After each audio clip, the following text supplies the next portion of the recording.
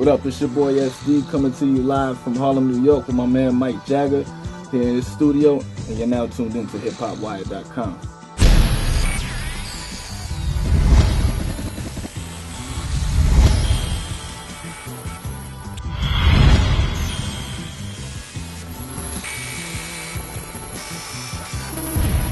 Alright, we're gonna get right into it. Yeah. So you're originally from New York. Yeah. But then you grew up in Delaware. Yeah, my family's originally from New York, and me and my sister were raised in Delaware. So, you know, that's where I gained all my experiences. That's where, you know, where everything started. That's where I started making music. So. Right. So now you're back in Brooklyn, right? Yeah. So what brings you back to the Big Apple, man? I mean, it's the energy, man. Like you got energy points all over the earth, and New York is one of those points. You know what I'm saying? So it's one of the most creative places to be. You know, you got New York, LA, Miami, Houston. There's a lot of places in America, but you know, New York is still that pinnacle point that everybody wants to come to. So I had to. Right. It's only necessary, you know. I hear that. So I mean, you know, correct me if I'm wrong, but like, you know, as far as Delaware goes, you're one of the first people that's gonna put it on the map from a hip hop standpoint. I appreciate that. You know what I mean? So like, what elements of your style would you say are unique to Delaware MCs, or do you feel like you gravitate more toward a New York style? Well, see, you know, Delaware being where it's at, it's kind of a cultural center, even though people might sleep on it, but a lot of people from Delaware aren't actually from Delaware. You know, you got New York, you got Philly, you got Jersey, DC, Maryland, you know what I'm saying? So we get a lot of different flavors. And me, myself, like I traveled at a young age, so like I have the East Coast influence, and then I have like worldly influences, you know, like I toured when I was younger. I went to London, England, Sheffield, England, you know, I've been to LA before, you know, I've been to the Midwest before, so I've gotten different flavors and just infused them into my music, you know what I'm saying? Earlier this year, you debuted your first mixtape. Yeah.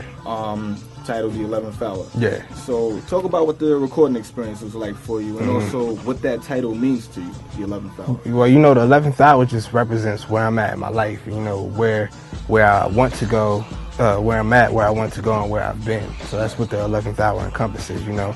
Right. And there just is no other plan. It's my plan A through Z. You know, I didn't make a plan B or C because you lose focus when you make other plans. Just focus on what you want and go for it.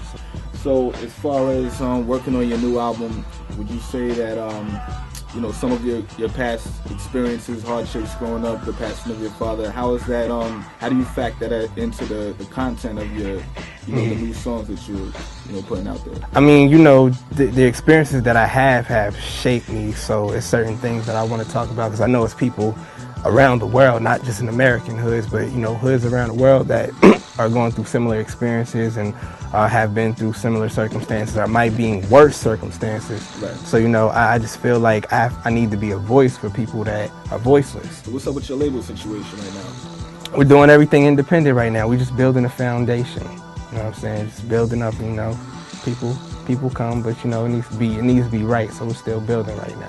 Who would you define as your core audience? You know what I mean? Now that you're kind of out there, you're getting a strong buzz. Who do you feel like your music is geared towards the most? Anybody that likes good music. You know what I'm saying? Black, white, Latino, Chinese, Laos. I love Laos women. Put that in there. Nah, but you know, anybody that likes good music, man, that's it. Going a little deeper past, you know, Mike Jaggerr, the MC, like, you know, going forward, what other kind of business ventures might you be interested in, or are you strictly focusing on the music for right now? I mean, right now, music is the main focus, but definitely, you know, producing for other artists. Like I told you, I went to film school, so I want to, you know, direct videos. You know, I've directed some of my own videos that'll be coming out, and, you know, do some films, maybe, you know, anything pop. I got a lot of talents that I want to use. You had mentioned before that you're interested in film. What other kind of projects might you be interested in working in? Oh, man. Well, I said in 2030. 2030 should be enough time for me to be able to direct Kanye's biopic, you know what I'm saying? So just like you had Ray, you know what I'm saying? Hopefully I've elevated my status far enough and Kanye respects the work and I can shoot his life picture. You know what I'm saying? That's one of my goals that I had right there. That'd be crazy to attain that. So if you see this in how many years is that? What's that like? What's that? like 10, 15, 20, I don't know. I can't right that way. You know what I'm saying? A good like 19 years, and we should be good. So what's good? This is Mike Jaggerr. You're chilling with Hip Hop Wide, man. Check me out at MikeJaggerr.com. 2 G's, 2 R's. You know what I'm saying? You go there, you can find everything else. On Twitter, it's at Mike Jaggerr. 2 G's, 2 R's. Check out the 11th Hour. You know, that's all at my website. Make sure you get that. Make sure you download that. Tell a friend. Tell a friend to tell a friend. Feel it, man. Summer music, man.